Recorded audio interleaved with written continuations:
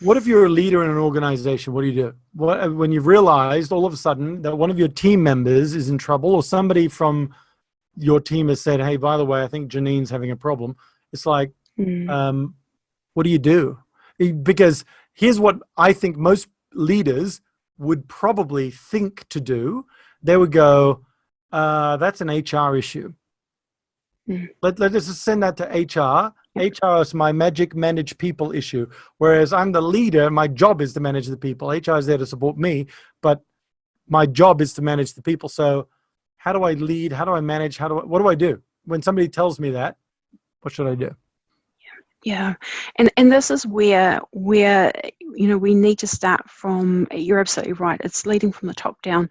So it's starting with messaging through the whole organization in terms of what is your non-negotiable around this. So it's do you have zero tolerance, or do you have, hey, you will not lose your job, this is what we will do. So it's communicating first of all to everyone in the organization that if someone does speak up, this is how we'll deal with it. This is how we'll manage it. And so people have got an understanding of what that framework would look like. And it's integrating into that the right policies as well that can be operationalized, and actually so they're not sitting in on an intranet somewhere that no one doesn't even know that exists. Because, for example, when I work with employers, a lot of the actual team members that are affected, they say to me, I didn't even know that I was entitled to 10 days paid domestic and family violence leave. I thought it was something else, and they don't know what the entitlements are. So when you communicate that from the top down in terms of what your framework looks like, how you're going to manage it, what it's doing is it's actually giving people the trust and confidence to be able to speak up, because they won't speak up otherwise, because there's too much risk of harm and they believe that they may be losing their jobs. And so then so this is what we do is we run a DV Safer program. It's an invisible safety accelerator program where we'll come in, and so a leader can ring us straight away and say, hey Janine, we believe that this person is impacted, and then getting agreement around how we manage the privacy and the confidentiality, and really bringing that person on board right from the start in terms of the discussions, so they don't feel as if you're talking to them behind their back. So it might be an introductory conversation, even if it's by phone, a three-way, rather than the he said, she said stuff. So it's about developing the transparency around the processes as well, which is really, really important. And then gaining, because it all has to be done by consent, so gaining some agreement on how we communicate as well, what we communicate, how that information's stored, and so forth. So when we do all these things, what I find is it's an incredible entry point to actually begin to have conversations directly between, if we're engaged, for example, to have conversations directly with the affected person, and then we too get agreement on what can be fed back to the manager and leader, and how to protect everyone. So that's where we start. Fair enough. What would the so you become the expert in the room and that facilitates the conversation and the process. How would you suggest that organizations broach this? Because now is a great time for them to go out and go, let's just do a domestic violence awareness week campaign thing, or day or month or whatever it is. What would you say? I mean, for me, at the top of my head, it sounds like domestic violence awareness day or week would be a good themed communication message where everybody has to watch this thing and understand. And it's a 30-minute video of how to deal with things, what to do, what you're entitled to, what our policy is, because it sounds to me like zero tolerance is not the greatest policy, because then you'll also get zero conversations. Correct. Yeah. So Agreed. It sounds to me like you're not going to lose your job. We're here to help you, and that's our duty of care. But we will help you in a very professional, well thought out way with independent external people that you can talk to. It sounds like that would be a reasonable way to do it. Very much so, and what I'm finding is that when we have these days or this week and things like that, it's around actually ensuring that we understand what's next, or how someone can speak up, and communicating that as well, because that's the Yep. bit where companies can fall down at times, is that they can have, because the things that I'm hearing from clients as well are saying, well, we see that pop up on our intranet. We've watched those videos and so forth, and we see the poster in our foyer and so forth, but the reality is it's in the doing.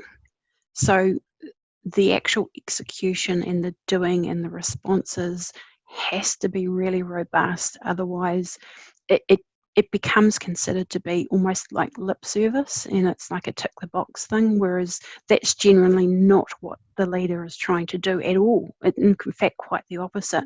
So when we can execute that, so it's about having the right processes in place, which actually don't cost much. They cost very little, because the processes are really around conversations and those difficult conversations. And when we get that right, we get so much more right. Yeah, but even for the leaders to just go out with a campaign day, presumably, let's say that they've got 1,000 people. Let's say they do a campaign day, and it feels like a lip service campaign day again. Like the corporate values stuck up on a wall that nobody pays any attention to whatsoever, which are actually there for a really good reason, but it's not really embedded. Very much so. So the campaign goes out. Presumably, the person being affected by domestic violence will pay attention to the campaign, because this is very real to them. So then they'll listen to it and they'll watch Very the much thing, so. and then they'll just go, "I never knew we had this thing," or "This is great," or "This is whatever." Yes. And presumably, the person who gets the phone call to go, "Hey, I need some help, this is happening," will go, "I remember we had a campaign." And if there's somewhere that they can find that campaign, then at least the organization's got some resources for them. That would suggest to me that those campaigns need to happen more than once a year. If it's a day, it's almost got to be like domestic Absolutely. violence quarter or something. Like every 3 months we just do a campaign, but those campaigns would need to be different, or it's just like sexual harassment, where everyone is forced to watch this and it's ticked off so that we know you've watched it, as part of the sort of, well, as part of two things, but one is that the organization doesn't have a defense, or the employee doesn't have a defense to say, "I didn't know that was the rule," because, well, actually you do, because you watched the video, we've got it recorded.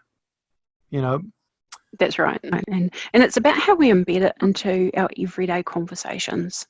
So, regardless of what level we are in the organisation. So I think that that's also really key, is that one of the things is around, it doesn't need to be based on, disclosure doesn't need to be based on seniority.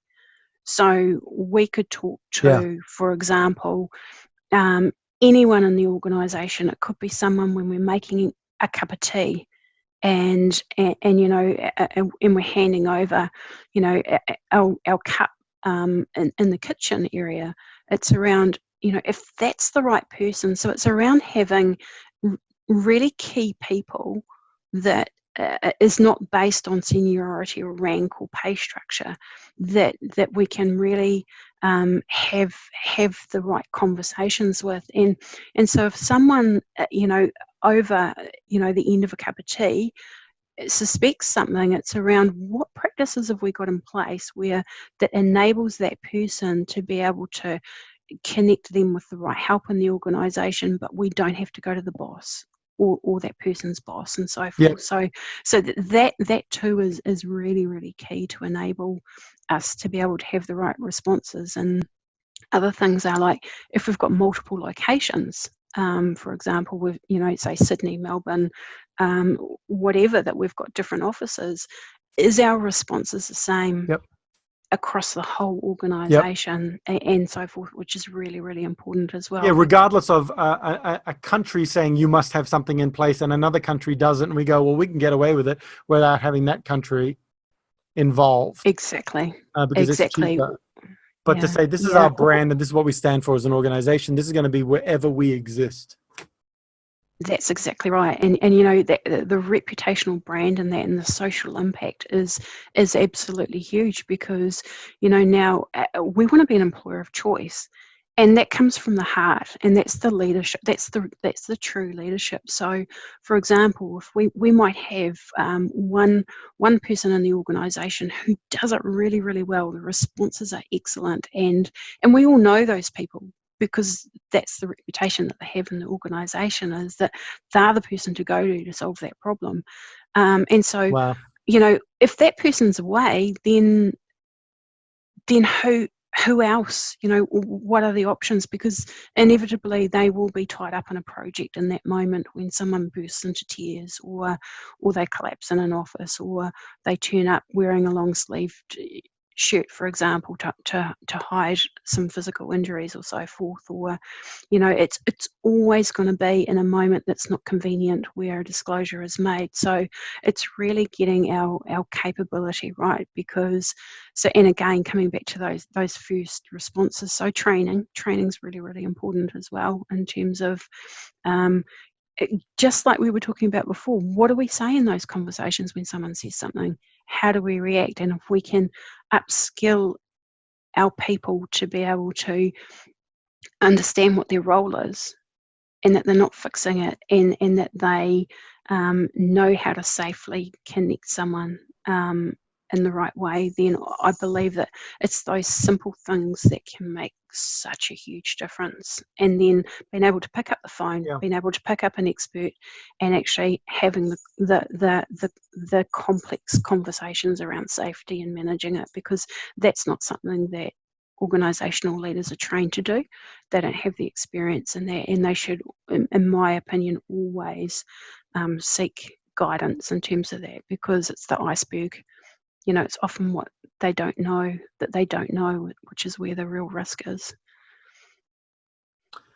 Yeah, I mean, look, one of the great things about this virus being around the world right now, one of the biggest positives I think that's come out of it, is the level of care that is increased, that very real, apparent care for people that is going out there, and that how are you okay? And there's a great window of opportunity, and I fear it's a window that may close once we come out of this and normalcy is thrown at us, so that we can feel that everything is back to normal and that whole virus thing never happened. So there's this window of opportunity to define the way that we would like to go forward. And there's a window of opportunity to harness this feeling of care in our organization and take this one forward. And I think one of the really interesting ways to do that is by having programs that deal with difficult conversations, or conversations that count, that are care-filled conversations, I guess, for our team, that show that we do care. And one of those definitely is about domestic violence. Another one could be about substance abuse, whether that's alcohol or drugs. Another one could be about any sort of addiction that is chiseling away at the strength of our character, whether that is an addiction to pornography, or whether that is some other extramarital affairs, or all of this sort of stuff. I mean, things that could damage the person's emotional integrity, as well as their ability to show up as their full capable self at work and in a workplace, and show that they really care. And these conversations are going to come up, and they're going to but right now we've got this amazing window of opportunity to just go, by the way, this is something we're going to do, and we're going to do it remotely first, and we're going to do it in practice later, and it's going to be part of who we define ourselves to be as a brand, as an organization, and as a group of individuals, as humanity existing in this organizational brand. So one of the blessings of COVID-19 is the opportunity to make decisions as leaders, to have care embedded in the fabric of the way that we do business and treat our people and deal with our customers. And I think we've given it lip service in the past, but I think we need to shift that, because one thing that will, I think, definitely change because of COVID-19 is there's this collective consciousness. I don't know, that sounds new agey and weird, but there certainly is something where everyone's saying the world will never be the same again. And we can harness that to say it shouldn't be, and we can do it in a better way. We've got an opportunity to do things better now, where the whole world has stopped, taken a pause and gone, we should do this. This doesn't matter, that doesn't matter, but this does matter. This is taking care of individuals. This is taking care of families. It's taking care of the individual who's the perpetrator, the individual who's the victim. And I think the work you're doing, Janine, is fantastic. This is a clarion call to leaders everywhere to decide to make sure that this is part of our awareness of how to respond, our response ability to when somebody reaches out for help from within our circle of duty of care. And if it's people at home, absolutely. Yeah, and if it's people at home that are feeling this right now, to be mindful and aware and to pick up subtle cues that something's not right. I know it. I'm having a conversation with Janine right now, and I can tell that something's not right. And I have the permission now to open that door of, I need to have a conversation with you about something deeper. When would be a great time for us to do that? Absolutely. And you know, that is the greatest gift of human kindness that we can give people in care right now. And it's about, when we do that, it's not about what we say necessarily, it's how we leave them feeling, because that's what we remember. And that's the greatest gift.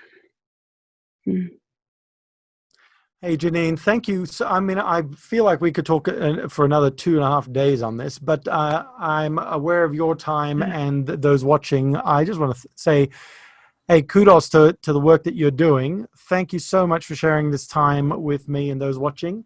And it sounds redundant to say keep up the good work, but seriously, I think more people need to tune into the stuff that you guys are doing, and to deal with the people that have definitely got the credibility to be able to do it. The credentials are definitely there, and the work that you're doing is very, very meaningful. So thank you. And you're a detective too, so we have to be good now that Thank you.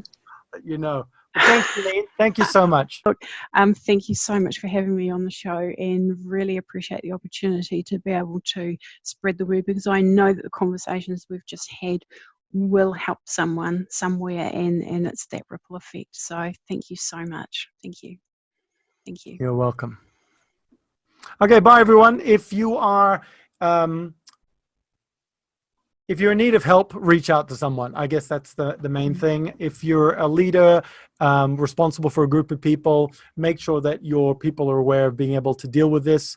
Janine and her team are based in Australia, but presumably can have conversations with you in any part of the world to explore ideas as to where to move forward, and where perhaps in your jurisdiction or wherever you are or your people are, where they can seek some help as well. If you want programs and conversations that count, that's something that I certainly do as well, and are happy to have those conversations, and maybe that's something we can do together. So thank you for watching. Thank you for being part of this. Thank you for considering to take some action. And if you need help, please reach out. We'll see you again on the next show.